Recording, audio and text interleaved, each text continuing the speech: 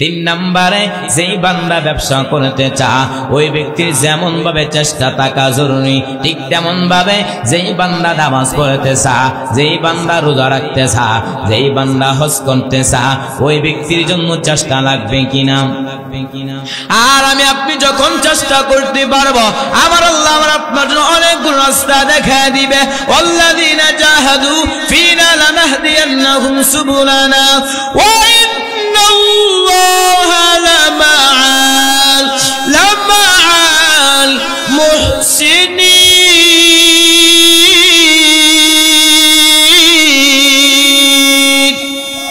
আল্লাহ বলেন, যারা আমি আল্লাহকে পাওয়ার উদ্দেশ্যে চেষ্টা করবে, আমি আল্লাহ ওই বান্দার অনেক রাস্তা দেখায় দিব। সাবিল এক বচন, তার বহু বচন হচ্ছে সুবুল। সাবিল এক রাস্তা, সুবুল হচ্ছে বহু রাস্তা। আল্লাহ এবং তার নবীকে পাওয়ার চেষ্টা করবেন, আল্লাহ তার জন্য রাস্তা দেখাবেন কিনা। আরো দেখাবে।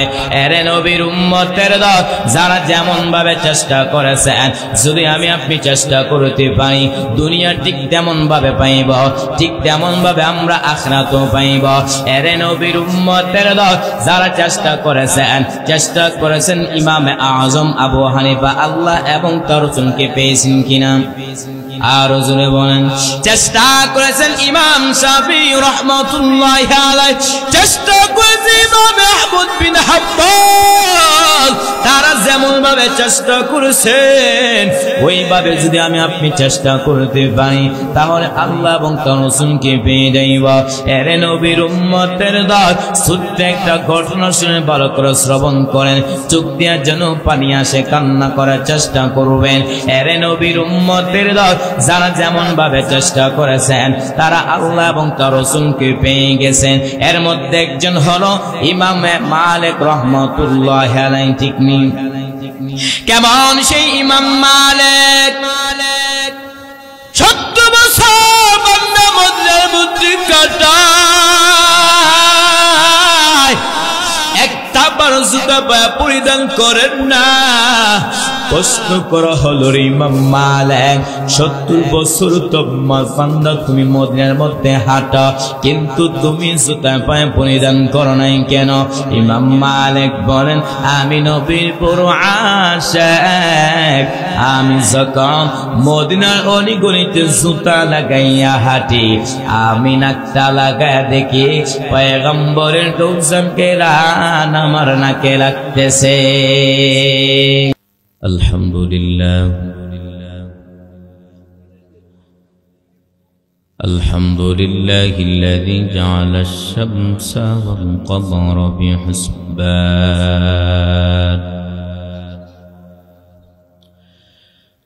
ওয়ান নাজমা ওয়াশ-শাজারা ইয়াসজুদান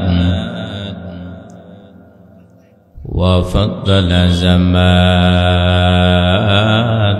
على زمان كما فضل مكانا على مكان وإنسانا على إنسان ونشهد أن لا إله إلا الله وحده لا شريك له لا ضد له ولا ند له ولا مثل له ونشهد أن سيدنا وسندنا وحبيبنا وحبيب ربنا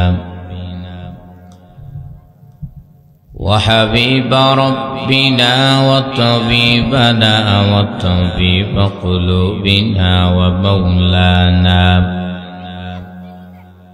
ومولانا محمدا عبده ورسوله صلى الله تعالى عليه وعلى آله وأصحابه وبارك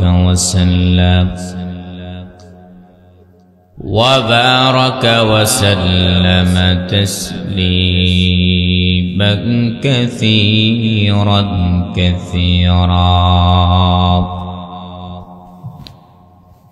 الذي أرسله الله تعالى بالحق بشيرا ونذيرا وداعيا إلى الله بإذنه وسراجا منيرا أما بعد فأعوذ بالله من الشيطان الرجيم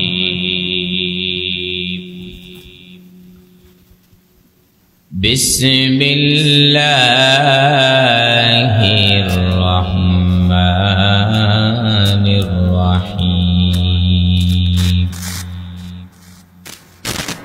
يا أيها الذين آمنوا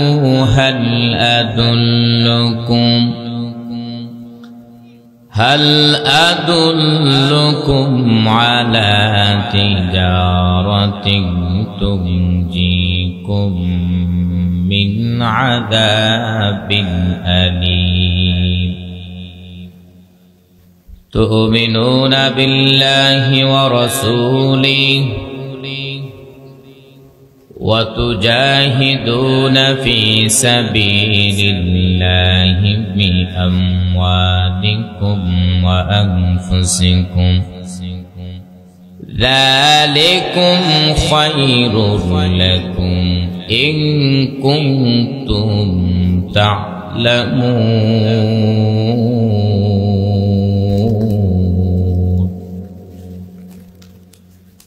وقال رسول الله صلى الله عليه وآله وسلم الكيس من دان نفسه وعمل لما بعد الموت أو كما قال النبي عليه الصلاة والسلام صدق الله مولانا العظيم وصدق رسوله النبي الكريم ونحن على ذلك من الشاهدين والشاكرين والذاكرين والحمد لله رب العالمين بلغ العلا بكماله كشف الدجى بجماله حسنت جميع خصاله صلوا عليه وآل لا إله إلا الله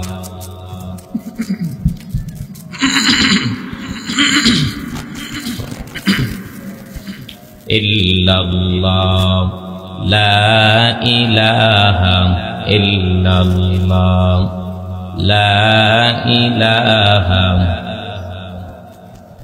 لا إله إلا الله محمد رسول الله सूरज ने दिया अपने शुआओं का पैगाम सूरज ने दिया अपने शुआओं का पैगाम दुनिया की अजब चीज़ों को भी सुबह को भी शाम दुनिया है अजब चीज़ों को भी सुबह को भी शाम हैनी में महबूब मुतनक़ा इशारा हैनी में महबूब मुत्क़ैशरा फिर क्यों ना हूँ महबूब खुदा नाम मुहम्मद फिर क्यों ना हूँ महबूब खुदा नाम मुहम्मद सुब्हानक ला इल्म लना इल्ला मा अल्लमतना इन्नका अंतल अलीमुल हकीम। पोस्टर ना এটা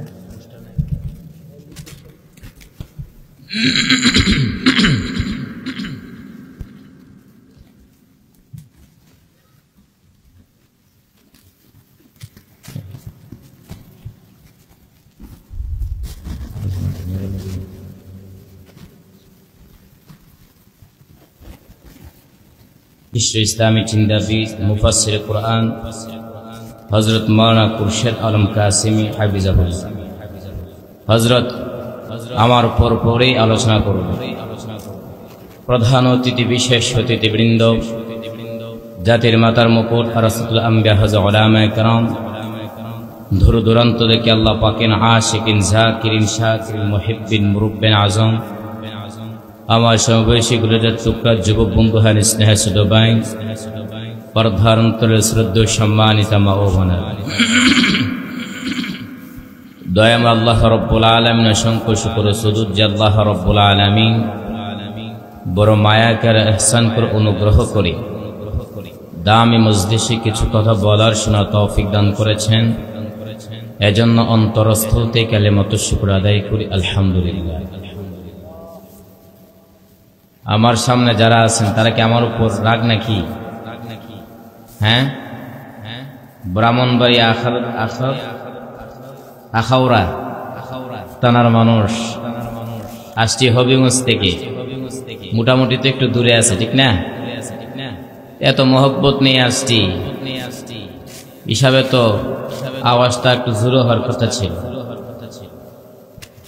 এজন্য আমি যেমন ভাবে এত দূর থেকে এসে মহব্বত দেখাতে পেরেছি, আপনারাও আবার আল্লাহ এবং তার নবীকে সন্তুষ্ট করার উদ্দেশ্যে ইমানের আওয়াজ উঁচু করে এক আওয়াজে উচ্চ কণ্ঠে কালিমাতুশ শুকর আদায় করি আলহামদুলিল্লাহ।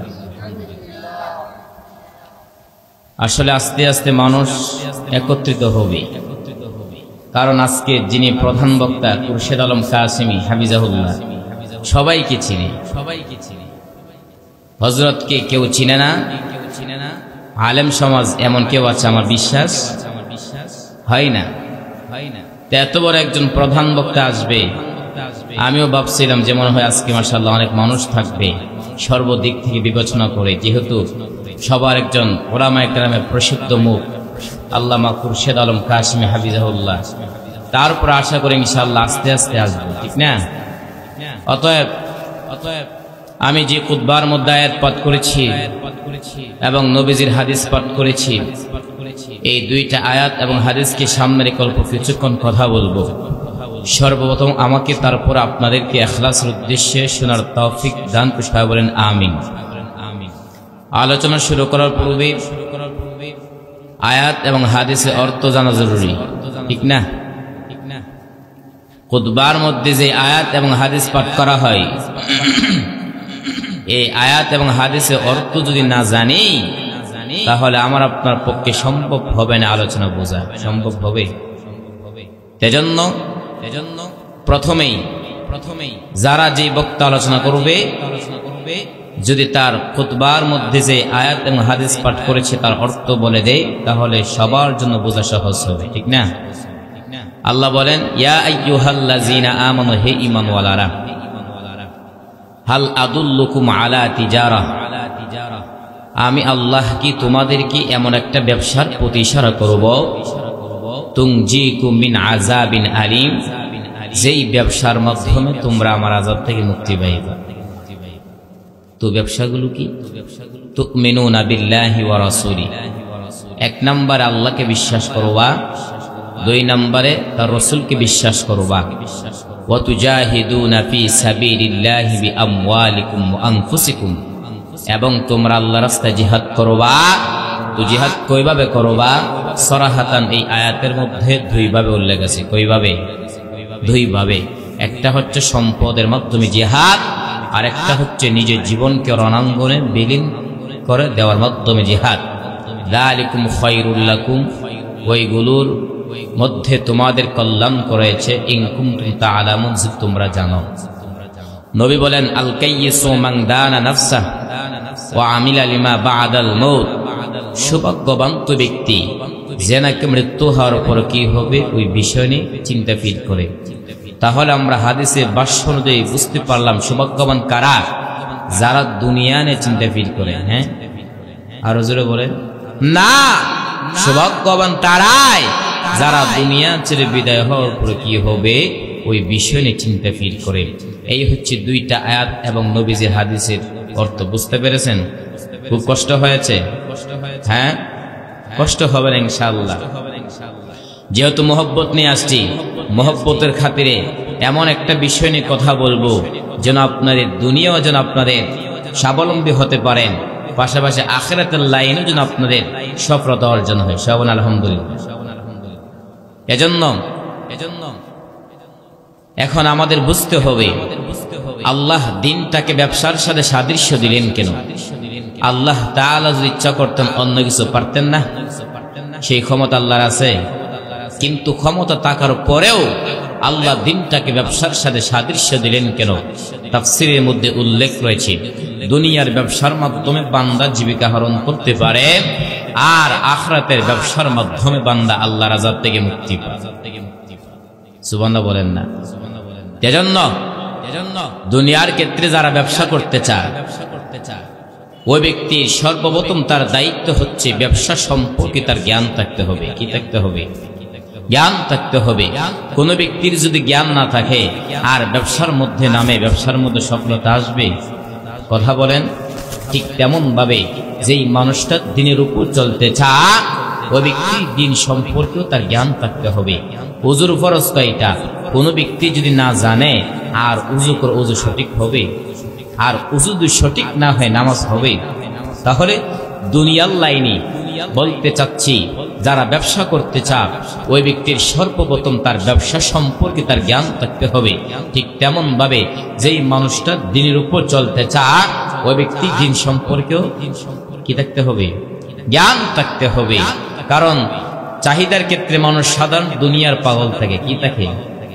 হ্যাঁ, এই যে আপনারা ব্যবসা করবেন, ব্যবসা করার ক্ষেত্রে আপনাদের কি কি লাগে, এই যেগুলো বলতেছি যদি আমল করতে পারেন, প্রয়োগ করতে পারেন দুনিয়ার লাইনে, দুনিয়ার ক্ষেত্রে আপনার সফলতা আসবে কিনা? কথা বলেন। এজন্য একটু বসেন, ইনশাআল্লাহ দুনিয়াও পাবেন, পাশাপাশি আখিরাতও পথ দেখায় দিব। কারণ চাহিদার ক্ষেত্রে মানুষ দুনিয়ার পাগল থাকে। কিসের পাগল থাকে? আজকে এখানে যদি সবাইকে 1000 করে টাকা দেওয়া হতো তাহলে মানুষের অভাব হতো, কিন্তু দিনের লাইনে আজকে আপনি রাজনীতি মঞ্চ তৈরি করেন, বিরিয়ানি ফুটলা থাকবে, জিলাপি থাকবে, দেখবেন মানুষ কত হয়। হিসাব আছে? হ্যাঁ, আর কি কিল ঘুষাঘুষি রাজনীতির নিয়েও বর্তমানে কি করা যায়? অনেক কিল ঘুষি। কথা বলবেন, মাঠের মধ্যে আওয়াজ এসে যায়, হুজুর রাজনীতি নিয়ে কথা বলতে পারবেন না। ইতিপূর্বে পুরা 15 বছর পর্যন্ত যারা এই দেশটাকে চুষে চুষে খেয়ে বের হয়েছেন, মিজানুর রহমান আজহার একটা বক্তব্য দিয়েছিল। বক্তব্য কি আপনারা শুনছেন? তিনি বক্তব্য দিয়েছিল যে এত বছর ধরে এক লোক খেয়ে গেছে, আর একটা দল আছে তারা খাওয়ার জন্য। বর্তমান যে জায়গার মধ্যে দেখা যায় অবস্থা কঠিন, ভয়ঙ্কর অবস্থা। যাই হোক, আল্লাহ হেফাজত করো। চাহিদার ক্ষেত্রে মানুষ দুনিয়ার পাগল থাকে। কিসের পাগল থাকে? দুনিয়ার পাগল থাকে। এজন্য নবী বলেন, বনি আদমের সবকিছু বৃদ্ধ হয়ে যাবে, কিন্তু এমন এমন দুইটা বিষয় আছে যে দুইটা বিষয় কখনো বৃদ্ধ হয় না। কয়টা বিষয়? নবী বলেন, ইয়াহরুবু ইবনু আদম ওয়া ইয়াশিব্বু মিনহু ইসনারিল হিরসু আলাল মাল ওয়াল হিরসু আলাল উমরি। নবী বলেন, বনি আদমের সবকিছু বৃদ্ধ হয়ে যাবে, কিন্তু দুইটা জিনিস এমন আছে যে দুইটা জিনিস কখনো বৃদ্ধ হয় না। একটা হচ্ছে হিরসু আলাল মাল, সম্পদের প্রতি ভালোবাসা। 2 নম্বর হচ্ছে ওয়াল হিরসু আলাল উমরি, বয়সের প্রতি ভালোবাসা। যত মুরব্বী হয়ে গেছে, দাড়ি ফাঁকা হয়ে গেছে, তার উপরও চা আরো কিভাবে তার বয়সটা পাওয়া যায়, ঠিক না? এজন্য আলোচনা শুরু করতে চেয়েছিলাম যে দুনিয়ার লাইনে যারা ব্যবসা করতে চায় ওই ব্যক্তি সর্বপ্রথম তার দায়িত্ব হচ্ছে জ্ঞান থাকতে হবে। ঠিক তেমন ভাবে যে মানুষটা দিনের উপর চলতে চায় ওই ব্যক্তি দিন সম্পর্কেও জ্ঞান থাকতে হবে। 2 নম্বরে যে বান্দা ব্যবসা করতে চায় ওই ব্যক্তির পুঁজি থাকতে হবে। কি থাকতে হবে? কোনো ব্যক্তি যদি পুঁজি না থাকে আর ব্যবসার মধ্যে নামে ব্যবসার মধ্যে সফলতা আসবে? ঠিক তেমন ভাবে যেই মানুষটা নামাজ পড়তেছে, যেই মানুষটা রোজা রাখতেছে, যেই মানুষটা হজ করতেছে, যে ব্যক্তি যাকাত আদায় করতেছে, ওই ব্যক্তির আমলটা আল্লাহর কাছে কবুল হতে হলে তার ঈমান থাকতে হবে। কি থাকতে হবে? ঈমান থাকতে হবে। কোন ব্যক্তির ঈমান যদি না থাকে আর আমল করে কোনো লাভ হবে? এটা কোরআনের কথা। ওয়াল্লাযিনা কাফারু আ'মালুহুম কাসারাবিন বিকিআতিন, যারা কাফের তাদের আমলনামা মুরচিকার মতো শূন্য হয়ে থাকবে। তাহলে দুনিয়ার ক্ষেত্রে ব্যবসা করতে চাচ্ছেন, পুঁজি থাকতে হবে। ঠিক তেমন ভাবে আপনার নামাজ, আপনার রোজা, আপনার হজ, আপনার যাকাত আল্লাহর কাছে কবুল হতে হলে কি থাকতে হবে? ঈমান থাকতে হবে। ঈমান অনেক দামি সম্পদ। আমরা সবসময় বলি যে এমন একটা দিন আসবে যেই দিন হাতের তালুর মধ্যে আগুনের আঙ্গার রাখা যেমন কষ্টকর হবে, ঠিক তেমন ভাবে এমন সময় আসবে যেই দিন ঈমান বাঁচিয়ে রাখা অনেক কষ্টকর হবে। বুঝতে পারছেন? কিন্তু একদিন কি চিন্তা ফিরি করেছেন যে ওযু ভঙ্গের কারণ জানেন, নামাজ ভঙ্গের কারণ জানেন, কিন্তু একদিন কি চিন্তা ফিরি করেছেন যে ঈমান ভঙ্গের কারণ কি? চিন্তা ফিরি করেছেন? অনেকে জানবে হুজুর ঈমান ভঙ্গের কারণ কি, আবার সেটা তো আজকে জীবনে প্রথম শুনলাম। আমি আপনাদেরকে 2টা মূলনীতি বলে যাই। 1 নাম্বার হচ্ছে আল্লাহ আপনার উপর যতগুলো বিধান আরোপিত করেছেন ওই বিধান যদি আপনি অস্বীকার করেন তাহলে আপনার কি হবে? ঈমান ভেঙে যাবে। 2 নাম্বার হচ্ছে আল্লাহর হুকুম আহকামের ক্ষেত্রে আপনার উপর যতগুলো বিধান আরোপিত করেছেন ওই বিধানকে যদি আপনি তুচ্ছ হিসাবে গ্রহণ করেন আপনার ঈমান থাকবে? এজন্য ঈমান দামি সম্পদ। কি সম্পদ? ঈমান দামি সম্পদ। আর এই ঈমানটা মানুষের কাছ থেকে সরিয়ে নেওয়ার জন্য সবসময় শয়তান উপস্থিত থাকে, ঠিক না? রাসূল বলেন ইন্নাশ শাইতানা ইয়াজরি মিন ইবনি আদম মাজরাদ দাম। শয়তানকে আল্লাহ এত ক্ষমতা দিয়েছেন, বনি আদমের প্রত্যেকটা রগের শিরায় শিরায় চলার ক্ষমতা আল্লাহ দিয়েছেন। এজন্য শয়তান সবসময় শুধু মানুষকে প্রবঞ্চনা দিয়েই থাকে। যাই হোক, এই যে 2টা মূলনীতি বললাম, এই 2টা মূলনীতির উপর আমল করা কখন সম্ভব হবে? যখন আমরা আপনার ভিতরে ধৈর্য থাকবে। কি থাকবে? আরো জোরে বলেন। আর যদি ধৈর্য করতে পারি আল্লাহ তাআলা আমাকে আপনাকে বিনা হিসাবে জান্নাত দান করবে। আরো জোরে বলেন না। আল্লাহ তাআলা বলেন ইন্নামা ইউওয়াফাস সাবিরুনা আজরাহুম إنما يوفى الصابرون أجرهم بغير حساب।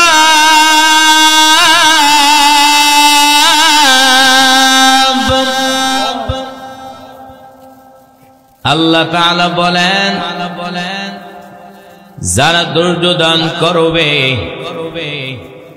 আমি আল্লাহ ওই বান্দাদেরকে বিনা হিসাবে জান্নাত দান করব। এর নবীর উম্মতের দল ধৈর্যের দৃষ্টান্ত কায়েম করলেন আল্লাহর পয়গম্বর হযরত ইব্রাহিম আলাইহিস সালাতু ওয়াস সালাম। ঠিক নি? ধৈর্যের দৃষ্টান্ত কায়েম করলেন আল্লাহর পয়গম্বর হযরত ইসমাঈল আলাইহিস সালাতু ওয়াস সালাম। ধৈর্যের দৃষ্টান্ত কায়েম করলেন আল্লাহর পয়গম্বর হযরত আইয়ুব আলাইহিস সালাতু ওয়াস সালাম। আইয়ুব নবী টাকা পয়সা অভাব নাই, সন্তানের অভাব নাই, শয়তান দেখিয়া মাথা গরম।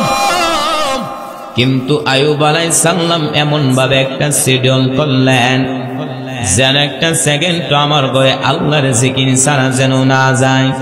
শয়তানের মাথা গরম হয়ে গেল, এত ইবাদত আয়ুব করবেটা কেমন করা হয়? আল্লাহ গো, তোমার একটু সম্পদের মায়ে পড়ে তোমার ইবাদত করে, তোমার একটু সন্তানের মায়ে পড়ে তোমার ইবাদত করে। আল্লাহ কয় না, আয়ুব যে ইবাদত করে একমাত্র আমার মহব্বত আর ধৈর্যের সাথে ইবাদত করে। বলে না না, কয় দেখ আমি পরীক্ষা করি, সব সম্পদ গুলা আগুনে জ্বালায় দিনু। আয়ুব নবী কাছে ইবলিস কইরা আইয়ুব আর আল্লাহকে রেখে লাভ নাই, কারণ তোমার সব সম্পদ আগুনে পুড়ে ছাই। আয়ুব নবী মুনাজাত করেন আলহামদুলিল্লাহ। ইবলিস বলে নাউযুবিল্লাহ, বলবা আলহামদুলিল্লাহ কেন? আয়ুব নবী ডাক দেয়া কয় আলহামদুলিল্লাহ বল, কারণ আল্লাহ পাক রব্বুল আলামিন আমাকে সম্পদ দান করেছেন। এই সম্পদের কারণে ইবাদত করতে মারাত্মক ব্যাঘাত সৃষ্টি হতো। আজকে আমার সম্পদও নাই, ইবাদতের মধ্যে কোনো টেনশন নাই। ইবলিস কই মানি না। আল্লাহ কয় দেখ আরো পরীক্ষার মধ্যে ফালায় দিতেছি। কুরওয়াতুল ওয়াইজিন নামক কিতাবের মধ্যে উল্লেখ করেছে আয়ুব নবীর শরীরের মধ্যে কিরা পোকা ধরে গেছে। একদিন আয়ুব তাকা দেখে তার জিহ্বার মধ্যে পোকা। এতদিন আয়ুব জিহ্বা নাড়া নাড়া আল্লাহ জিকির কতদিন ঠান্ডা হয়ে যেত। আজব নবী চকি কুটায় পানি আল্লাহকে দেখে বলে উদার বাণী,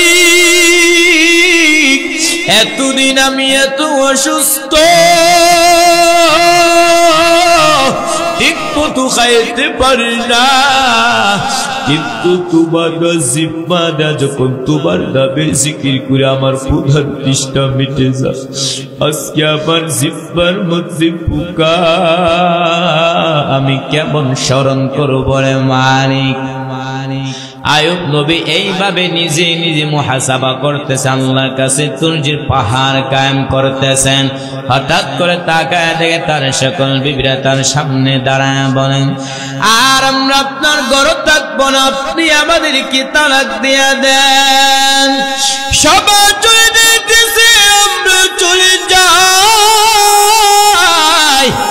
আমরা থাকতে চাই না। আয়ুব নবী বলে যাও যাও, বিদায় না বিবিরা যাইতেছে। নবী কান্না করে উপালি, দুনিয়াতে সন্তান যদি মার কাছে বাবার কাছে আশ্রয় নেয়, আবার বাবা যদি সন্তানকে পাহাড় করে মায়ের কাছে আশ্রয় নেয়, কিন্তু শেষ পর্যন্ত প্রত্যেকটা মানুষের জীবনে আপন হতার আদরের বিবি ছাড়ার কেউ না। ওদের বাদী আজ আমার বেবির আমার কাছ থেকে চলে যাইতেছে। আল্লাহ আমার মনে কোনো কষ্ট নাই, তোমার কাছে অনুরোধ তুমি আমাকে ছেড়ে দিও না রে মালিক। দুনিয়া সব আমাকে ছেড়ে চলে যাও, আপনি আমাকে ছেড়ে দিয়েন না রে মালিক। আয়ুব নবী এই কথা যদি আপনার চোখ বেবে বাড়ি ফোঁটাগুলো গালবে পড়তেছে।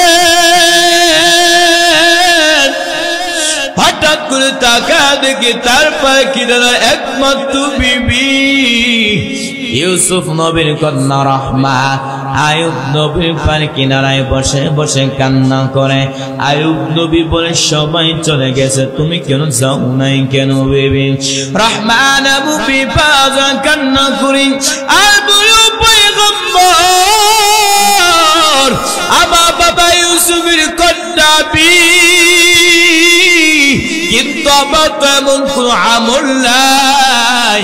ওই যে হাসরের মাঠটা কেমন একটা পরিস্থিতি হবে, সূর্যের গরমে সহ্য করা যায় না, আমার জমিনে গরমে দাঁড়ানো যায় না। মুসা নবী কাঁদবেন আর বলবেন আল্লাহ আমারে বাঁচাও। ঈসা নবী কাঁদবেন আর বলবেন আল্লাহ আমারে বাঁচাও। মুসা নবী কাঁদবেন আর আর বলবেন আল্লাহ আমারে বাঁচাও। আম্মা আয়েশা বলবেন নবী, তখন আপনি কি করবেন? আপনি তো দুজাহানের নবী। মায়ার নবী বলবেন ও আয়েশা, আমি তখন মাকামে মাহমুদে আমার মালিকের দরবারে সেজদায় পড়িয়ে যাব। আম্মা আয়েশা বলবেন নবী তখন কান্নার পরে কি হবে? মায়ার নবী বলবেন ও আয়েশা, আমার আল্লাহ পাক আদেশ করবেন নবী,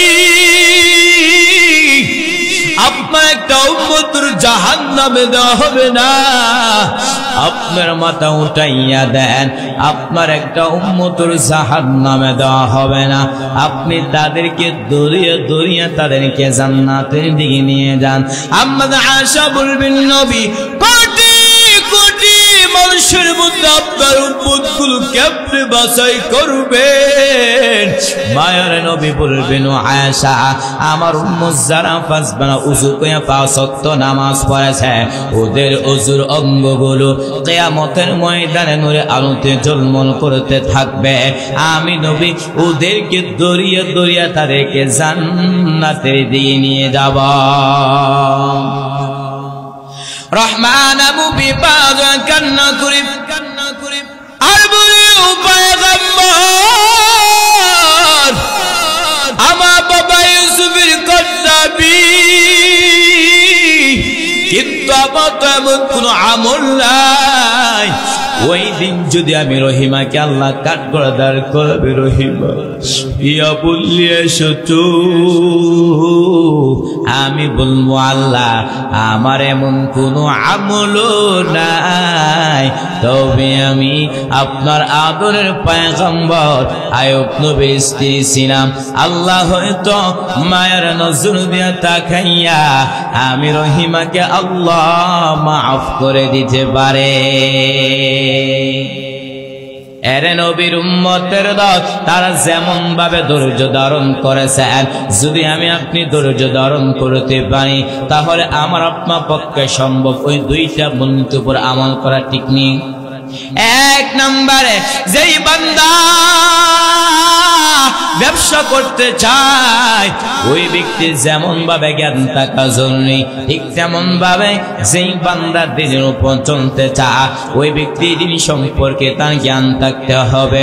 দুই নম্বরে যেই বান্দা ব্যবসা করতে চায়, ওই ব্যক্তি যেমন ভাবে পুঁজি থাকা জরুরি, ঠিক তেমন ভাবে যেই বান্দা নামাজ পড়তেছে, যেই বান্দা রোজা রাখতেছে, যেই বান্দা হজ করতেছে, যেই বান্দা যাকাত আদায় করতেছে, ওই ব্যক্তির আল্লাহর কাছে কবুল হওয়ার জন্য তার মধ্যে ঈমান থাকা বড় জরুরি। ঠিক তেমন ভাবে দুনিয়ার লাইনে ব্যবসা করতে চান, পুঁজি না থাকলে ব্যবসার মধ্যে সফলতা আসবে। আর জোরে বলেন। তিন নম্বরে যেই বান্দা ব্যবসা করতে চায়, ওই ব্যক্তির যেমন ভাবে চেষ্টা থাকা জরুরি, ঠিক তেমন ভাবে যেই বান্দা নামাজ পড়তে চায়, যেই বান্দা রোজা রাখতে চায়, যেই বান্দা হজ করতে চায়, ওই ব্যক্তির জন্য চেষ্টা লাগবে কিনা। আর আমি আপনি যখন চেষ্টা করতে পারবো, আমার আল্লাহ আমার আপনার জন্য অনেকগুলো রাস্তা দেখায় দিবে। ওয়াল্লাযীনা জাহাদু ফীনা লানাহদিয়ান্নাহুম সুবুলানা ওয়া ইন্নাল্লাহা লামা'আল মুহসিনিন।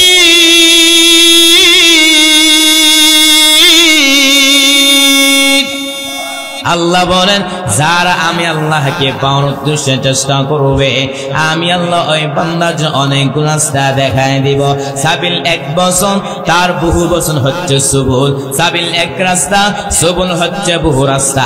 আল্লাহ এবং তার নবীকে পাওয়ার জন্য চেষ্টা করবেন, আল্লাহ তার জন্য রাস্তা দেখাবেন কিনা। আরো দেখাবে। এরে নবীর উম্মতের দল, যারা যেমন ভাবে চেষ্টা করেছেন, যদি আমি আপনি চেষ্টা করতে পারি, দুনিয়া ঠিক তেমন ভাবে পাইব, ঠিক তেমন ভাবে আমরা আখিরাতও পাইব।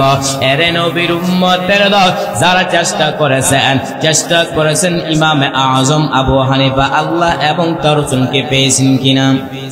আর জোরে বলেন চেষ্টা করেছেন ইমাম শাফিঈ রাহমাতুল্লাহি আলাইহি, চেষ্টা করেছেন ইমাম আহমদ বিন হাম্বল, তারা যেমন ভাবে চেষ্টা করেছেন ওইভাবে যদি আমি আপনি চেষ্টা করতে পারি তাহলে আল্লাহ এবং তার রাসূলকে পেয়ে যাইব।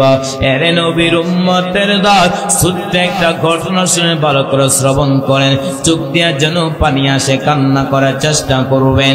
এর নবীর উম্মতের দল যারা যেমন ভাবে চেষ্টা করেছেন তারা আল্লাহ এবং তার রাসূলকে পেয়ে গেছেন। এর মধ্যে একজন হলো ইমাম মালিক রাহমাতুল্লাহি আলাইহি। ঠিক নেই? কেমন সেই ইমাম মালিক?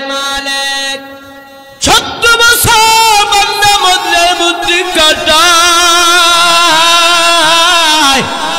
একটা বার জুতা পায়ে পরিধান করেন না।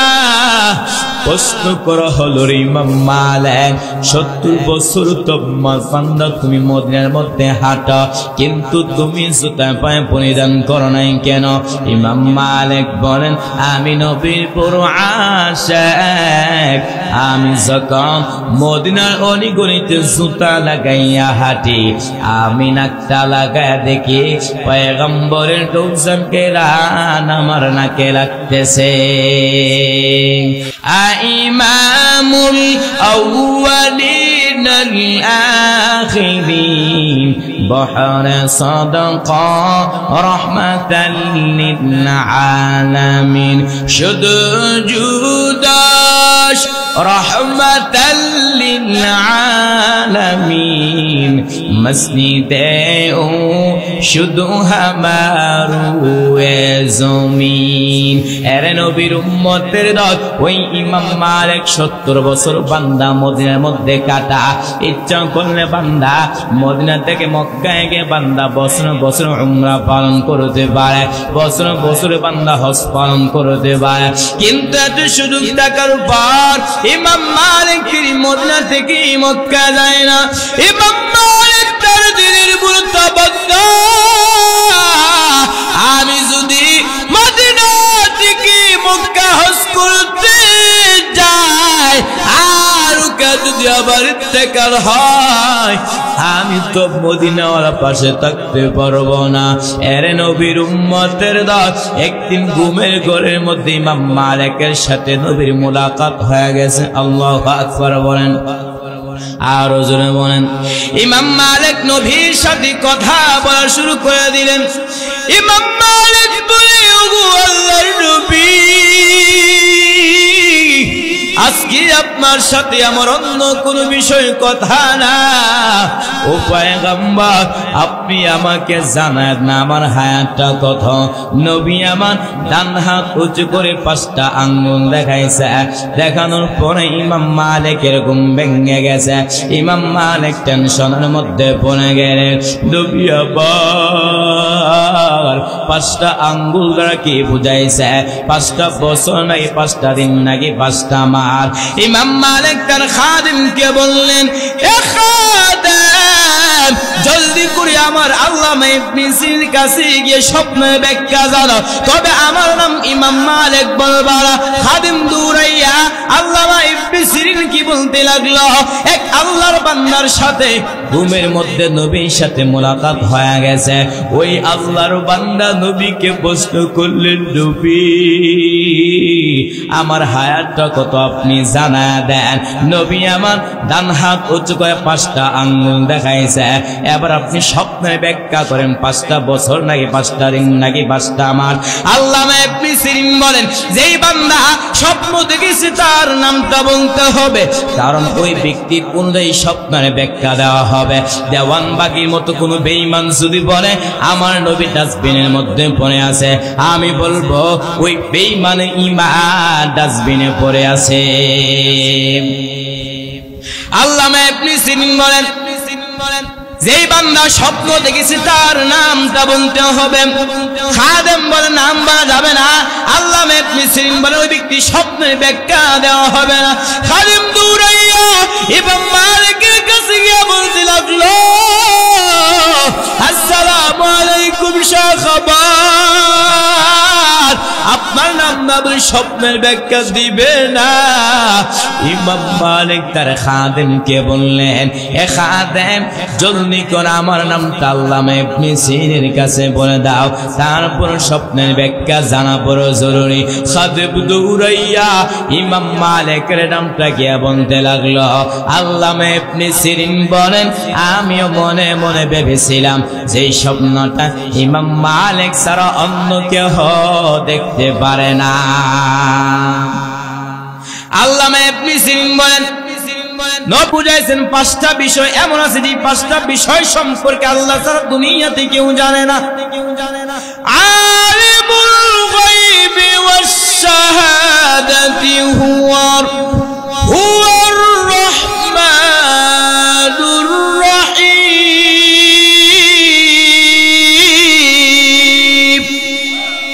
আল্লামা ইবনে সিরিন বলেন, নবী পাঁচটা আল্লাহ বুঝাইছেন পাঁচটা বিষয় এমন আছে যে পাঁচটা বিষয় সম্পর্কে আল্লাহ ছাড়া দুনিয়াতে কেউ জানে না। এক নম্বরে, একটা মানুষ আগামীকাল কি রুজি করবে, কি খাবে, কে জানে? আরো জোরে বলেন।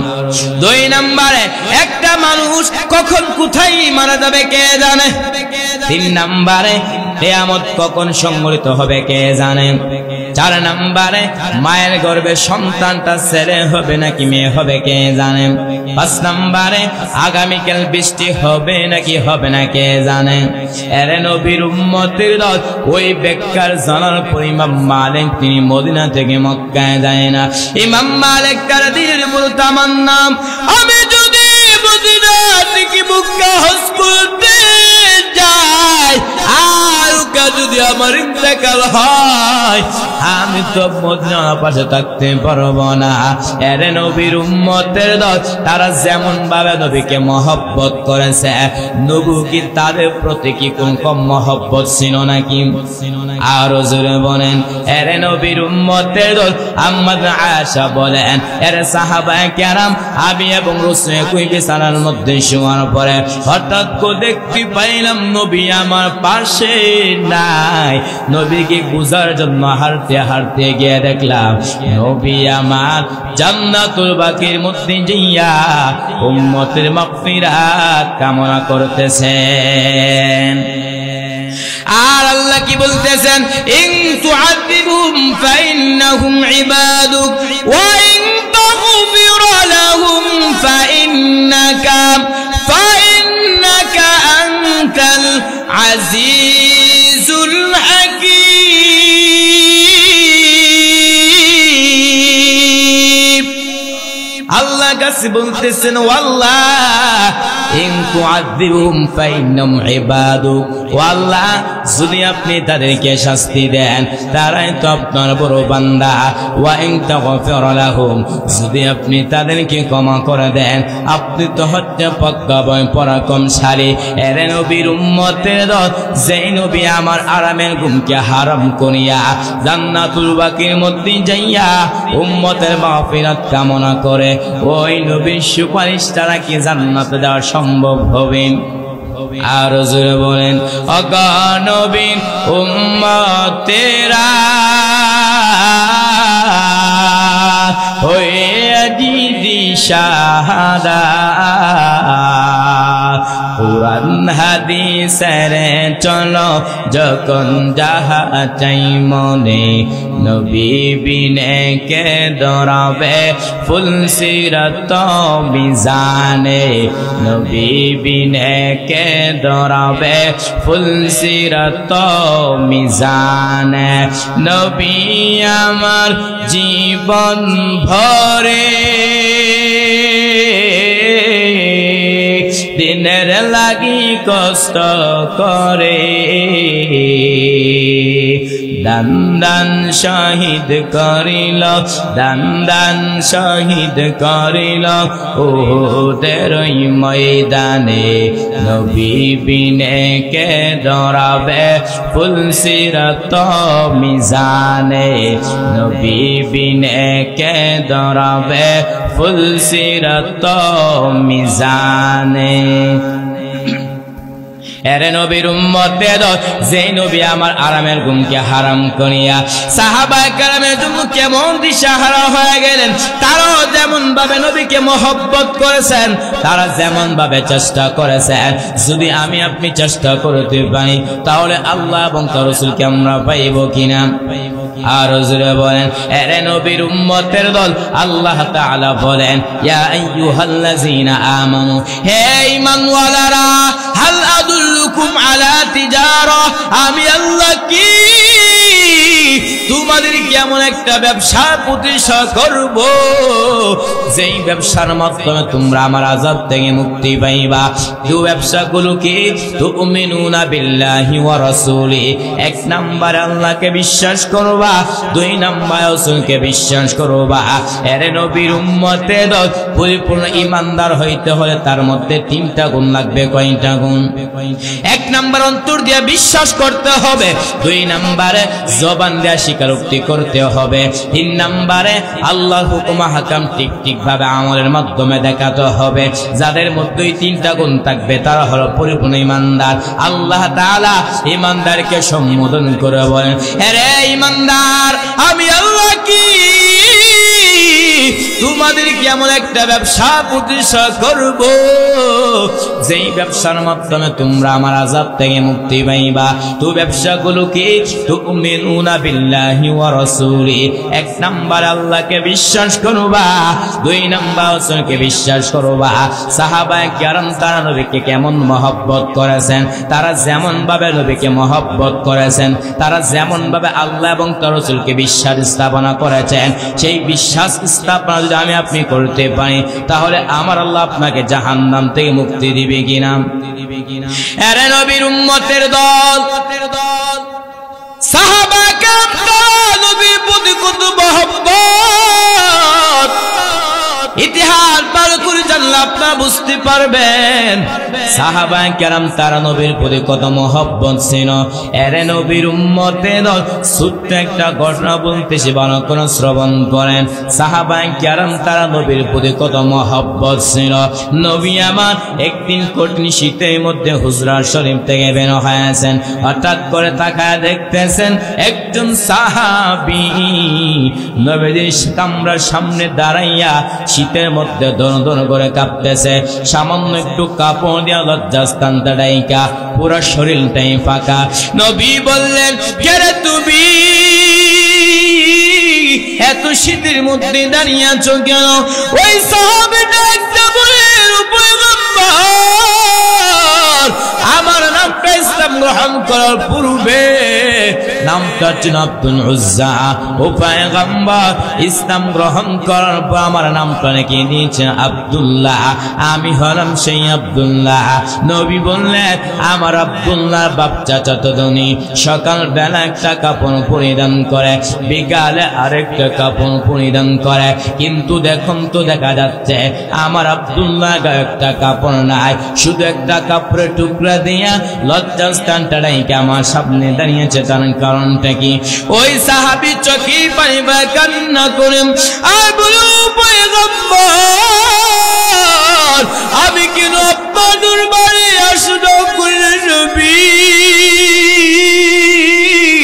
আমার চাচা বলছে, আব্দুল্লাহ, মুহাম্মদের দরবার ছাড়তে হবে না, তো আমার দরবার ছাড়তে হবে। আমি বললাম, চাচা যান, আমি সব ছাড়তে পারি কিন্তু মায়ার নবী দরবার ছাড়তে পারবো না।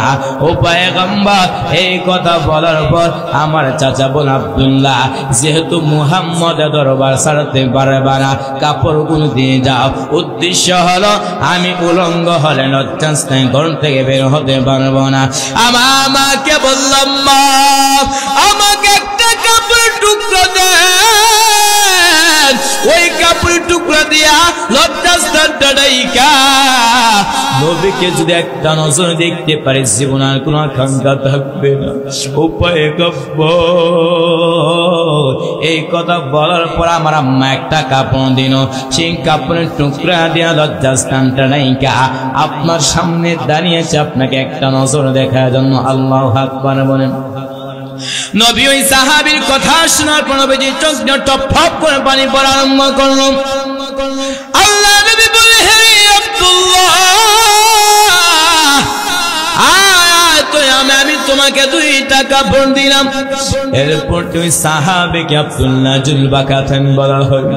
নবী বললেন, হে রে আব্দুল্লাহ, বল তোর মনে কোনো আকাঙ্ক্ষা আসেনি?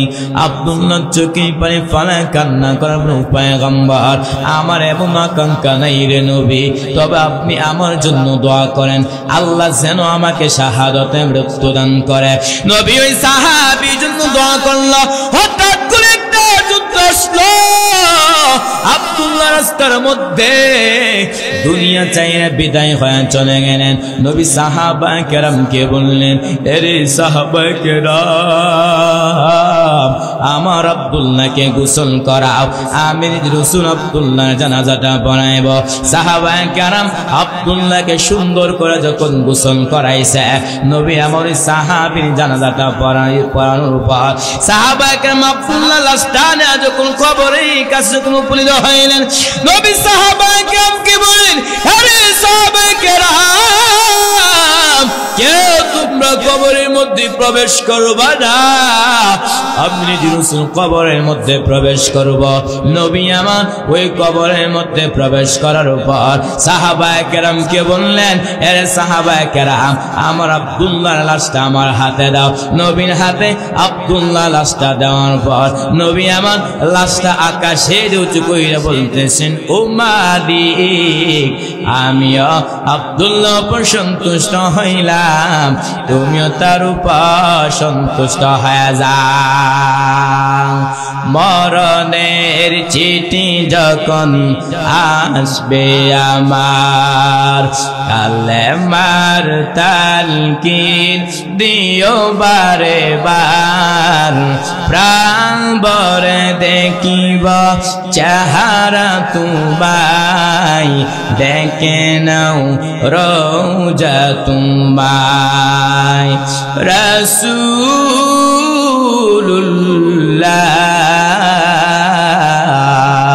কি উপায় হবে আমার, হাবিবুল্লাহ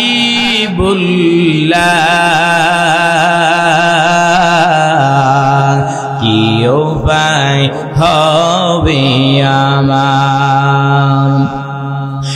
ওই মদিনার পথের দুড়ি মাখতাম আমি ফেলে সুরমা বড়ি, ফিরে ফেত নয়ন নূরের আধার, দেখে নাও রওজা তোমায়।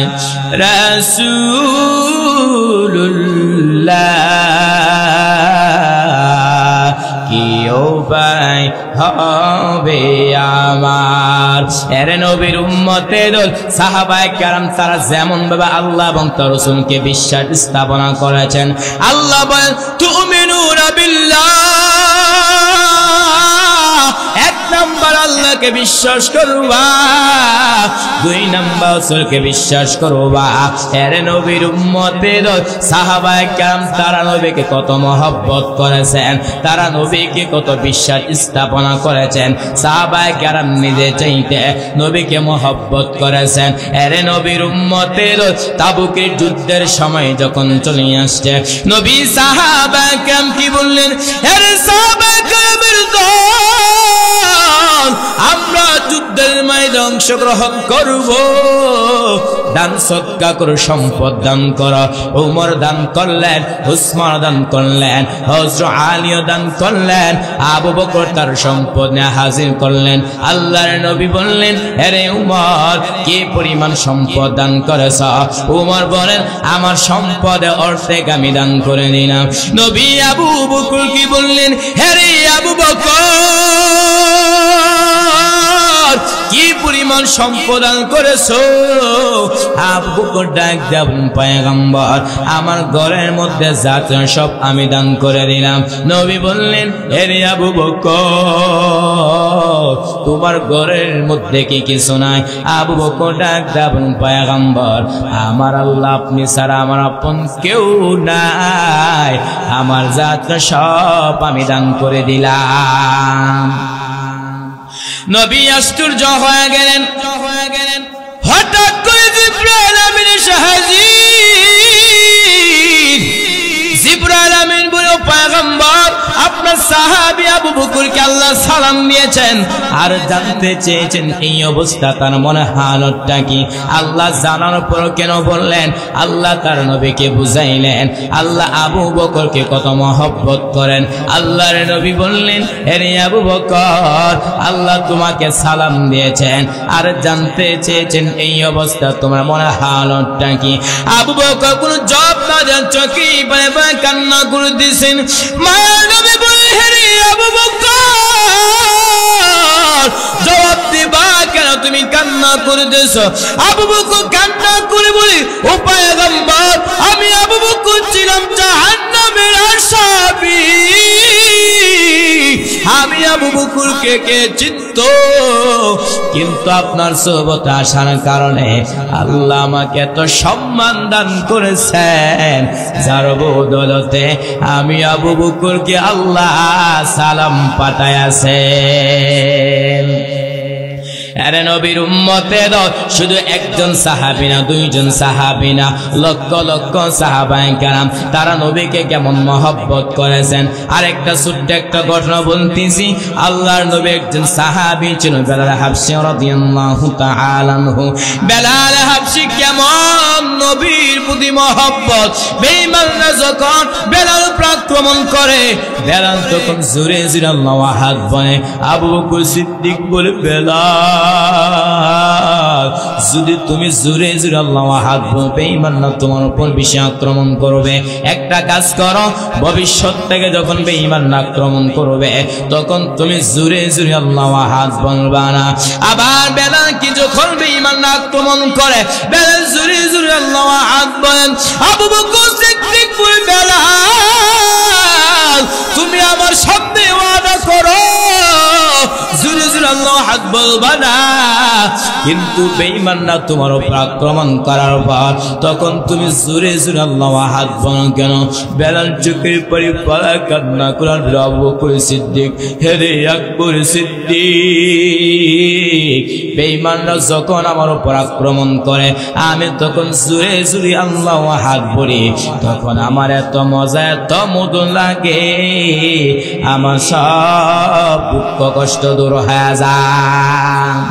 এর নবীর উম্মতের সাহাবায়ে কেরাম তারা যেমন ভাবে নবীকে মহব্বত করেছেন, আল্লাহ তাআলা বলেন, ইয়া আইয়ুহাল্লাযীনা আমানু, হে ঈমানওয়ালারা, হাল আদুল্লুকুম আলা তিজারা, আমি আল্লাহকে তোমাদেরকে এমন একটা ব্যবসার প্রতি ইশারা করব যেই ব্যবসার মাধ্যমে তোমরা আমার আযাব থেকে মুক্তি পাইবা।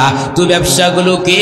তুমিনুনা বিল্লাহি ওয়া রাসূলি, এক নম্বরে আল্লাহকে বিশ্বাস করবা, দুই নম্বরে রাসূলকে বিশ্বাস করবা। এই যদি আমি আপনি আমল করতে পারি, আল্লাহ জাহান্নাম থেকে মুক্তি দিবে। আল্লাহর জাহান্নামটা কেমন ভয়ঙ্কর শুনবেন তো? কারা কারা শুনবেন না হাত তুলা দেন। কি চাচা শুনবেন না? হ্যাঁ শুনবেন? মাশাআল্লাহ মাশাআল্লাহ। বুঝে নাই চাচা? কি মুরব্বী মানুষ, হ্যাঁ কি বুঝে নাই? যাই হোক, আলোচনার পাশাপাশি কি বলতেছি সেটাও কিন্তু বুঝতে হইব, ঠিক না? এখন আপনি যদি শুনলেন সুরের প্রতি আর যদি কিছু না বুঝেন কোন লাভ হবে? কারণ পাশাপাশি আলোচনা করার মাঝখানে ভাষাও বোঝা লাগবে। কি লাগবে? ভাষাও বোঝা লাগবে, কারণ এক দেশে গেলে আরেক দেশের বলেন না। বলি ছোট্ট একটা ঘটনা শুনেন। আমাদের ঢাকা থেকে একজন সিলেটে বয়ান করতে গেছে। কোথায়? সিলেটে বয়ান করতে গেছে। যেই মাত্র আল্লাহর বান্দা যখন বয়ান করতে গেছে সিলেটের মাঠে, মাশাআল্লাহ দীর্ঘ সময় বয়ান করছে, দীর্ঘ সময় বয়ান করছে। এই ছোট গল্পটা বলার পূর্বে আমার যারা পিছনে আছেন, মাঠের সুন্নতের তরিকা হচ্ছে না, একটু সামনে চলে আসেন, একটু তাড়াতাড়ি। গল্পটা বলার আগে তাড়াতাড়ি চলে আসেন আমার যুবক ভাইরা। লা ইলাহা লা ইলাহা ইল্লাল্লাহ, লা ইলাহা লা ইলাহা। তাড়াতাড়ি এই চাচা চলো।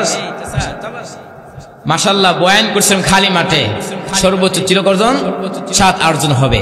এখন মাশাআল্লাহ পর্যাপ্ত পরিমাণ হচ্ছে, আরো ইনশাআল্লাহ মানুষ আসবে ইনশাআল্লাহ। যাই হোক, বলতে চেয়েছিলাম যে ভাষা না বুঝতে বড় ঝামেলা আছে, কারণ এক দেশে গেলে আরেক দেশে বলি।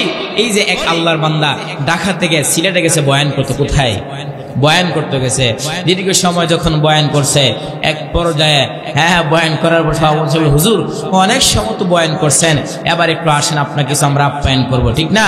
আল্লাহর বান্দা যখন গেছে কিছু সভাপতি আপ্যায়ন করবে যাবে, এবার সভাপতি হুজুর লালগো খাইবেন না সাদাও খাইবেন না, সাদাও খাইবেন। হুজুর কো হাই হাই আমি ঢাকা থেকে আসলাম, এত ক্লান্ত অবস্থায় গু খাওয়ার লাগে নাকি স্যার? আল্লাহর বান্দা হুজুর বলে সভাপতি সাহেব আমার এমন কোন চাহিদা নাই, আমি রাস্তার মধ্যে আমি লাঞ্চ করে চলে আসছি। আল্লাহর বান্দা খাবার না খেয়ে সভাপতি সাহেব গেছে একটা মিষ্টি আনতো, হুজুর বিনা অনুমতি ঘর থেকে বের হয়ে সোজা পথ হাঁটা শুরু করছে। রাস্তার মধ্যে সাক্ষাৎ হয়ে গেছে, শ্রোতাগণ দেশের সাক্ষাৎ। আমি যদি এখন রাস্তা দিয়ে হাইটে যাই, আপনারা দেখে চিনবেন না? আল্লাহর বান্দা দেখতেছে হুজুর কোথায় গিয়েছিলেন? তখন আল্লাহর বান্দা হুজুর বলে আর বললেন না। বলে কি হয়েছে হুজুর? বলে গেছিলাম সভাপতি সাহেবের বাড়িতে। তখন সভাপতি সাহেব হুজুর লাল গু খাইবেন না সাদা খাইবেন? আমি কি এখানে আসছি গু খাওয়ার জন্য? তখন আল্লাহর বান্দা বলে হুজুর আমাদের সিলেটের মধ্যে কিন্তু আসলে যেটা খালা গুখো সাধারণ আসলে একটু মজা করে, সব জায়গার মধ্যে না, মাঝে মাঝে একটু দুষ্টামিও করে, যে লাল মিষ্টি লাল গুখো আর খালা মিষ্টি রে খালা গুখো। হুজুর কয় হাই হাই ভাষা না বোঝার কারণে মিষ্টি দিয়ে বঞ্চিত হয়ে, এজন্য ভাষা না বুঝতে বড় ঝামেলা আছে, ঠিক না? এজন্য বুঝতে হবে। অনেকেই বলতেছি কারা কারা শুনবেন, অনেকে হাত তুলে দিছে, হয়তো আওয়াজটা ভালো করে বোঝে নাই, ভালো করে বুঝতে হবে, ঠিক না? আল্লাহ বলেন ইয়া আইয়ুহাল্লাযীনা আমানু, হে ঈমানওয়ালারা, হাল আদুল্লুকুম আলা তিজারা, আমি আল্লাহ কি তোমাদের কেমন একটা ব্যবসা প্রতিষ্ঠা করব, যেই ব্যবসার মাধ্যমে তোমরা আমার আযাব থেকে মুক্তি পাইবা। এর নবীর উম্মতের তো সেই আযাবটাকে শুনবেন তো? আর জোরে বলেন এর নবীর উম্মতের দল মুসনাদুল ইমামে আযম আবু হানিফা রাহমাতুল্লাহি আলাইহি একটা হাদিস এনেছেন, জাহান্নামের মধ্যে দুইটা বান্দা জাহান্নামের মধ্যে জ্বলতেছেন। আর ইয়া হান্নান আর বলতেছি ইয়া মান্নান, ওই সাইয়্যিদুল মালায়েকা হযরত জিবরাইল আলাইহিস সালাতু ওয়াস সালাম এই দৃশ্য দেখার পর আমার আল্লাহ আরশ জমিন সব সেজদায় পড়ে যাবেন। আমার মালিককে বলবে ও মালিক, জাহান্নামের মধ্যে দুইটা বান্দা জাহান্নামের মধ্যে জ্বলতেছেন। আর ইয়া হান্নান আর বলতেছি ইয়া মান্নান, ও আল্লাহ যদি ওয়াদা দেন দুইটা বান্দাকে আপনার সামনে হাজির করব। আল্লাহ বলেন জিবরাইল যাও ওই জাহান্নামের মধ্য থেকে ইয়া হান্নান আর ইয়া মান্নান বললে ওরা লোকগুলোকে আমার সামনে হাজির করো। জিবরাইল আমিন জাহান্নামে মালিক ফেরেশতাকে তখন বলবি, মালিক ফেরেশতা জাহান্নামে প্রত্যেকটা আনাচে কানাচে খুঁজতে থাকবে, কিন্তু এই দুইটার বান্দার গনিগুলো বডিগুলো খুঁজে পাবে না। মালিক ফেরেশতা জিবরাইল আমিনের কাছে আসে বলবে, আরে জিবরাইল আমিন ওই জাহান্নামের মধ্যে তো দুইটা বান্দাগুলো তো খুঁজে পাইতেছে না। জিবরাইল আমিন আমার আল্লাহ আরশ জমিন সব সেজদায় পড়ে যাবেন। আমার মালিক কি বলবে, ও মালিক জাহান্নামের মধ্যে ওই দুইটা বান্দাগুলো তো খুঁজে পাইতেছে না। আল্লাহ বলে জিবরাইল যাও ওই সময় আমার অনুমতি ছাড়া গিয়েছ, যাও যাও ওই জাহান্নামের অমুক স্থানের মধ্যে গিয়ে দেখবা ওই দুইটা বান্দা জাহান্নামের মধ্যে জ্বলতে জ্বলতে একদম আগুনে আঙ্গার হয়ে গেছে। জিবরাইল আমিন ওই জাহান্নামের মালিক ফেরেশতাকে যখন বলবে, মালিক ফেরেশতা জাহান্নামের অমুক স্থানের মধ্যে গিয়ে দেখবে ওই দুইটা বান্দা জাহান্নামের মধ্যে জ্বলতে জ্বলতে একদম আগুনে আঙ্গার হয়ে গেছে। মালিক ফেরেশতা ওই দুইটা আঙ্গার জিবরাইল আমিনের কাছে যখন নিয়ে আসবে, জিবরাইল আমিন ওই দুইটা আঙ্গার আমার আল্লাহ আরশ জমিনের সামনে যখন পেশ করা হবে, ওই দুইটা বান্দা বলবি, ও মালিক আপনার জাহান্নাম তো বাঙ্কর, আয় আল্লাহ সহ্য হচ্ছে না, আপনি আমাদেরকে একটু জান্নাতের নিয়ামতটা দান করেন। আল্লাহ বলবি বান্দা আমি আল্লাহকে তোমাদেরকে অনর্থক বানাইলাম, আমি আল্লাহকে তোমাদেরকে অনর্থক আসমান দিলাম, জমিন দিলাম, না না না, আবার তোমরা ধারণা করছো আমার কাছে আসবে না। আল্লাহ বলে আফা হাসিবতুম আন্নামা খালাকনাকুম আবাসাও ওয়া আন্নাকুম ইলাইনা লা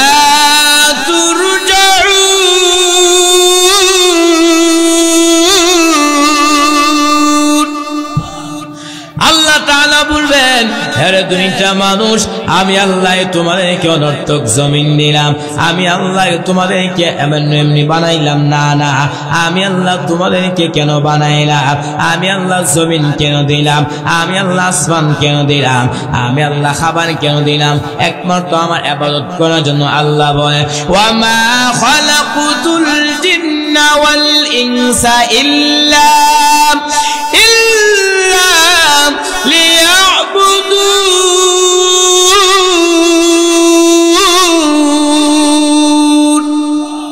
আল্লাহ বলবেন এরা দুইটা মানুষ, আমি আল্লাহ তো সুন্দর জমিন দিলাম, আমি আল্লাহ তো সুন্দর খাবারের ব্যবস্থা দিলাম আমার ইবাদত করার জন্য।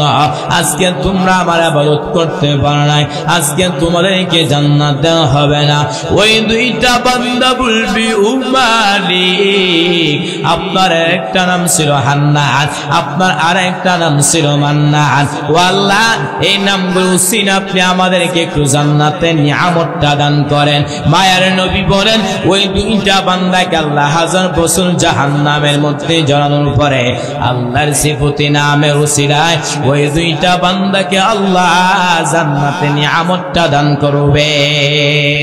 ইয়া ইলাহি তু মেরা মাবুদ হায়, ইয়া ইলাহি তু মেরা মাশুকা है, या इलाही मुझसे मुझको दूर कर, ताकि देखो मुझ में तुझको एक नजर, कुफ्र शिरक को मेरे दिल से दूर कर, मेरे दिल में इश्क हक गुलजार कर। এরে নবীর উম্মতের আল্লাহ তাআলা বলেন ইয়া আইয়ুহাল্লাযীনা আমানু, হে ঈমানওয়ালারা, হাল আদুল্লুকুম আলা তিজারা, আমি আল্লাহ কি তোমাদেরকে এমন একটা ব্যবসা প্রতিষ্ঠা করব যার মাধ্যমে তোমরা আমার আযাব থেকে মুক্তি পাইবা। তো ব্যবসাগুলো কি? তুমিনুনা বিল্লাহি ওয়া রাসূলি, এক নাম্বার আল্লাহকে বিশ্বাস করবা, দুই নাম্বার রাসূলকে বিশ্বাস করবা। এরে নবীর উম্মতের আল্লাহ এবং তার রাসূলকে চিনতে পারলে, আল্লাহ এবং তার রাসূলকে পরিপূর্ণ বিশ্বাস স্থাপন করতে পারলে আল্লাহ জাহান্নাম থেকে মুক্তি দিবে কিনা? এরে নবীর উম্মতের তো জাহান্নামের মধ্যে যদি বাঁচতে চান, জান্নাতের মধ্যে যদি যাইতে চান, জান্নাতটা কেমন সুন্দর হবে আমার আল্লাহ তাআলা হাদিসে কুদসিতে বলেন আ'আদাতু লিইবাদিয়াস সালিহিন মা লা আইনুন রাআত ওয়ালা উযুনুন সামিআত ওয়ালা খাতারা আলা কলবি বাশার। আমার আল্লাহ তাআলা হাদিসে কুদসিতে বলেন আ'আদাতু লিইবাদিয়াস সালিহিন, সালেহ বান্দাদের জন্য আমি আল্লাহ তো সুন্দর জান্নাতটা রেডি করে রেখেছি। বলে মালা আইনুন রাআত, পৃথিবীর কোন চোখ এই জান্নাতটা দেখে নাই, ওয়ালা উযুনুন সামিআত, পৃথিবীর কোন কর্ণ শ্রবণ করে নাই, ওয়ালা খাতারা আলা কলবি বাশার, পৃথিবীর কোন অন্তর উপলব্ধি করতে পারে নাই ওই জান্নাতটা কেমন সুন্দর। ওই জান্নাত অধিপতি হইতে গেলে আল্লাহ এবং তার নবীকে পরিপূর্ণ বিশ্বাস স্থাপনা করতে হবে, আল্লাহ এবং তার রাসূলকে পরিপূর্ণ মানতে হবে। এরে নবীর উম্মতের ওই মানতে আল্লাহ জাহান্নাম থেকে মুক্তি দিবে, হাসরের মাঠটা কঠিন অবস্থা থেকে আল্লাহ মুক্তি দিবে কিনা? এই যে হাসরের মাঠটা কেমন একটা ভয়ঙ্কর পরিস্থিতি হবে। বর্তমানে একটা সূর্য 30 কোটি 9 লক্ষ মাইল পরে সূর্য, কিন্তু এখন সূর্য সূর্য তোর যত তাপ আছে তুই জমিনের মধ্যে ছেড়ে দে, সূর্যের তাপে জমিনটা হয়ে যাবে তামা, গুনাহগারের মগজ বারের মতো ঠাস ঠাস করে ফেটে যাবে। শুধু তাই না, ওপর দিয়ে জাহান্নাম কঠিন হুঙ্কার মারে। আল্লাহ ফেরেশতাদের কি বলবেন, হে ফেরেশতারা তোমরা জাহান্নামকে ভালোভাবে ধরো। 70,000 রহমতুল ফেরেশতা জাহান্নামকে ধরতে পারে না। আমার আল্লাহ তার কুদরতি হাতের মাধ্যমে সামান্য একটু পানি দিয়ে ফেরেশতাদেরকে বলবে, আরে ফেরেশতারা তোমরা জাহান্নামে গিয়ে পানিটা ছিটা দাও। তারা যখন জাহান্নামে গিয়ে পানিটা ছিটা দিবে, জাহান্নাম পিছনে ভাগতেছে, ফেরেশতারা বলবে, ওরে মালিক এটা কেমন পানি দিছো, এটা কি বাহাতের পানি নাকি জমজমের পানি নাকি কাউসারের পানি? আল্লাহ বলবি না রে ফেরেশতারা, এটা জমজমের পানিও না, এটা কাউসারের পানিও না, ওই পানিটা হলো আমার আখির জামানার পয়গম্বরের উম্মতের চোখের পানি। আরে নবীর উম্মতের এজন্য চোখের পানি বা কান্না করতে পারলে আল্লাহ জাহান্নাম থেকে মুক্তি দিবে কিনা? আল্লাহ বলেন, ইয়া আইয়ুহাল্লাযিনা আমানু, হে ঈমানওয়ালারা, হাল আদুল্লুকুম আলা তিজারা, আমি আল্লাহ কি তোমাদেরকে এমন একটা ব্যবসা করব যেই ব্যবসার মাধ্যমে তোমরা আমার আযাব থেকে মুক্তি পাইবা। আরে নবীর উম্মতের দুনিয়ার লাইনে ব্যবসা করতে চান, 3টা মূলনীতি বলেছিলাম। 1 নম্বরে যেই বান্দা ব্যবসার মধ্যে সফলতা আসতে চায় ওই ব্যক্তি যেমন ভাবে জ্ঞান থাকা জরুরি, ঠিক তেমন ভাবে যেই বান্দা দিনের উপর চলতে চায় ওই ব্যক্তি দিন সম্পর্কে তার জ্ঞান লাগবে কিনা।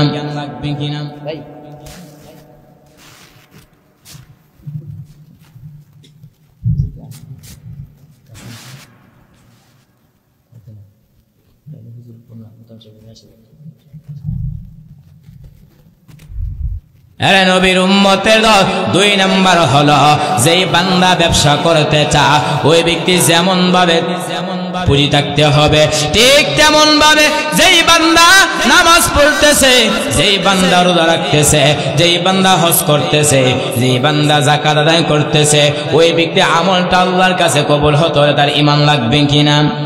আরে নবীর উম্মতের 3 নম্বর হলো যেই বান্দা ব্যবসা করতে চায় ব্যবসার মধ্যে সফলতা আসতে হলে চেষ্টা লাগবে, ঠিক তেমন ভাবে যেই বান্দা দিনের উপর চলতে চায় তার জন্য চেষ্টা লাগবে কিনা।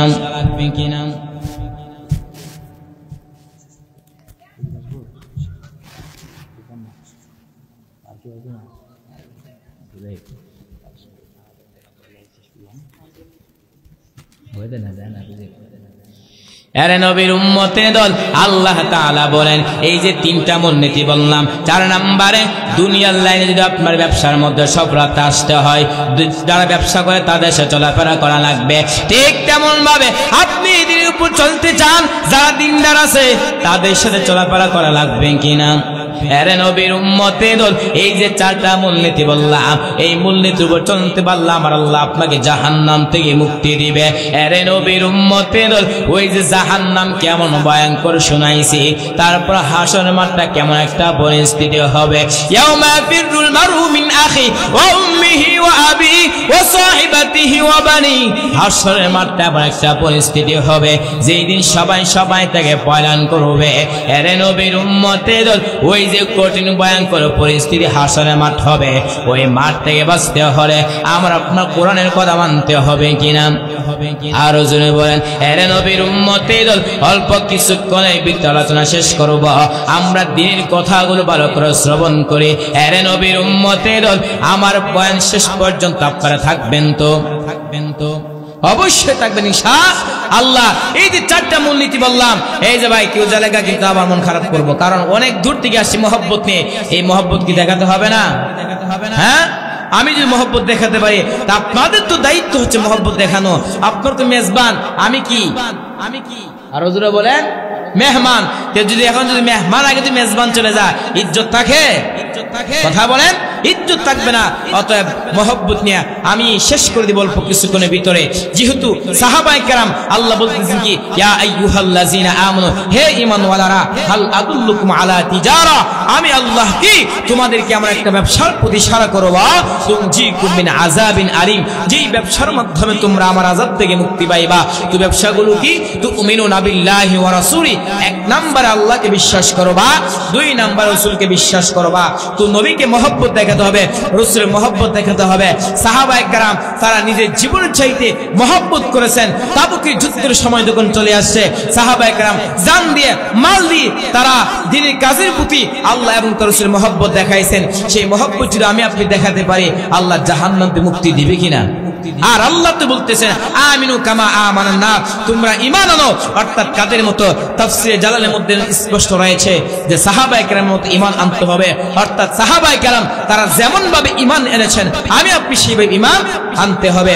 অর্থাৎ সাহাবায়ে কেরাম দ্বীনের লাইনে জান দিয়ে মাল দিয়ে তারা দ্বীনের কাজ করেছেন, আমরা আপনারাও করতে হবে।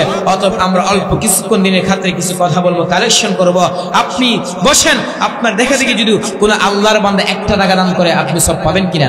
নবী বলেন মান দাল্লা আলা খায়রিন কাফাইলিহি, আপনি টাকা নাই দেন, আপনি টাকা দিয়েন না, তারপর আপনি বসেন, আপনার দেখা দেখি আরেকটা বান্দা বসবে, হিম্মত করবে। অথবা আপনি যদি 1 টাকা লেখান, 1 টাকা দান করেন, আপনার দেখা দেখি আরেকজন ভাই দান করবে, আপনি সব পাবেন। নবী বলেন মান দাল্লা আলা খায়রিন কাফাইলিহি, যারা দ্বীনের কাজের প্রতি অংশগ্রহণ করে, যারা দাল্লত করে, একটু সহযোগিতা করার চেষ্টা করে, আল্লাহ পাশাপাশি যার মাধ্যমে যে ভালো কাজ করতেছে, যার মাধ্যমে সে সব পাবে কিনা? অতএব আমরা এই মাদ্রাসা দেখেন অনেক কাজ বাকি আছে, মাত্র 3 সেট, অনেক কিছু কার্পেটের প্রয়োজন, অনেক কিছু প্রয়োজন। এই মাদ্রাসা নূরে মদিনা মনি অন্ধ, এই যে এই মাদ্রাসার জন্য কোন আল্লাহর বান্দা আসেননি যে হুজুর আমি মাদ্রাসার উন্নয়নের জন্য অনেক কাজ বাকি আছে, যে 5,000 টাকা দান করবেন। আমি বেশি চাইলাম না, যেহেতু সময় হয়ে গেছে, বেশি চাইলাম না, মানুষ অল্প, দেখি কোন আল্লাহর বান্দা আসেনি একটু 5,000 টাকা দান করবেন।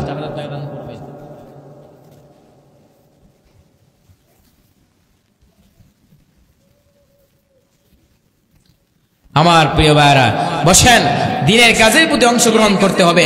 অল্প কিছুক্ষণ ভিতরে ইনশাআল্লাহ শেষ করব। এই যে বলতে চেয়েছিলাম যে দ্বীনের কাজের প্রতি সহযোগিতা করতে হবে। কোন আল্লাহর বান্দা আসেননি যে হুজুর মাদ্রাসা উন্নয়নের জন্য আমি 5,000 টাকা দান করব।